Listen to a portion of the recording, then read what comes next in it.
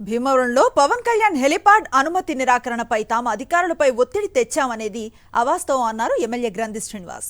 జనసేనకు ప్రతిదీ రాజకీయం చేయటం అలవాటుగా మారిందంటున్న గ్రంథి శ్రీనివాస్తో మా ప్రతినిధి రాజు ఫేస్ టు ఫేస్.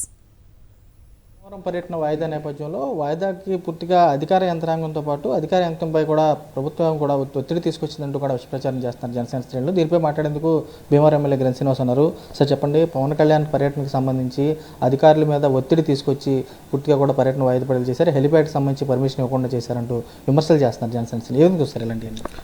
అదే జనసేన ప్రతిదీ రాజకీయం చేయడం అలవాటుగా చేసుకున్నారు. యాక్చువల్గా ఒక ప్రజాదరణ కలిగిన అభిమానులు ఉన్న ఒక సినీ నటుడిగా చూస్తే మన తెలుగు ఇండస్ట్రీలో ప్రముఖ నటుడు ఆయన. అలాగే జనసేన పార్టీ అధ్యక్షుడు, వేలాది మంది అభిమానులు ఉన్న వ్యక్తి.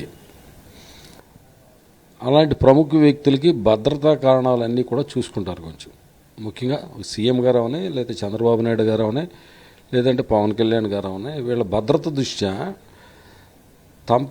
ఏదైనా హెలికాప్టర్లో రావాలనుకున్నప్పుడు దానికి సంబంధించి ఏవియేషన్ అధికారులతోటి వాళ్ళు యాక్సెప్ట్ చేస్తేనే కానీ ఇక్కడ కలెక్టర్ గారు కానీ వీళ్ళు యాక్సెప్ట్ చేయరు. ముందు అంగీకారం కావాల్సింది ఎవరంటే ఏవియేషన్ అధికారులు. అది ఎవరి చేతుల్లో ఉంటుంది? రాష్ట్ర ప్రభుత్వం చేతిలో ఉంటుంది, కేంద్ర ప్రభుత్వం చేతుల్లో ఉంటుంది. మొన్న జగన్మోహన్ రెడ్డి గారు భీమవరం వచ్చినప్పుడు కూడా యాక్చువల్గా లోదర్న్ హై స్కూల్ గ్రౌండ్లో ఏదైతే చెట్లు ఉన్నాయో వాటికి సంబంధించి అడ్డొస్తున్నాయి. ఆ చెట్లకి సంబంధించిన కొమ్మలు ట్రిమ్ చేస్తేనే కానీ యాక్సెప్టెన్స్ ఇవ్వనంటే వాటికి ట్రిమ్ చేస్తే దాన్ని రాజకీయం చేశారు. జగన్మోహన్ రెడ్డి గారు భద్రత విషయంలో ఎలా ఆలోచించారో ఏవియేషన్ అధికారులు పవన్ కళ్యాణ్ గారు భద్రత విషయంలో కూడా అలా ఆలోచించారు నిజాయితీగా అనేది జన సైనికులు గ్రహించకపోవడం చాలా దురదృష్టకరం. మీరు ఒత్తిడి తెచ్చారు అధికారులపై అని చెప్పి అంటున్నారు.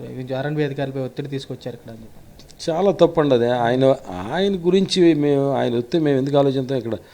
ఇప్పుడు ఉదాహరణకి ఎన్నికల ముందు ఆయన వచ్చాడు,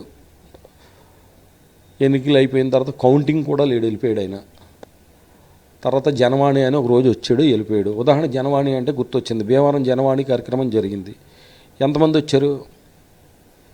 ఎంతమంది అటెండ్ అయ్యారు? ఇక్కడ ఏమైనా అల్లర్లు గొడవలు ఏమైనా జరిగినాయా? ఎంత ప్రశాంతంగా జరిగింది? అభ్యర్థులు నిలపలేని వ్యక్తి కూడా ఇక్కడ ఉన్నటువంటి తన పవన్ కళ్యాణ్కి సంబంధించి కూడా తమకు భయపడే ప్రసక్తి లేదు. ప్రజలకు సంబంధించి సంక్షేమాన్ని వాళ్ళు గడపక చేర్చి మరిపు మంచి జరిగితేనే ఓటేయమనేటువంటి ధైర్యం ఉన్నటువంటి నాయకుడు సీఎం వైఎస్ నాయకత్వంలో కూడా 175 స్థానాలకు సంబంధించి విజయడంగా మోగిస్తామని చెప్పి ఆయన కూడా స్పష్టంగా కూడా కనపడుతుంది. విజయ్ కుమార్ రాజు, సాక్షి, భీమవరం నుంచి.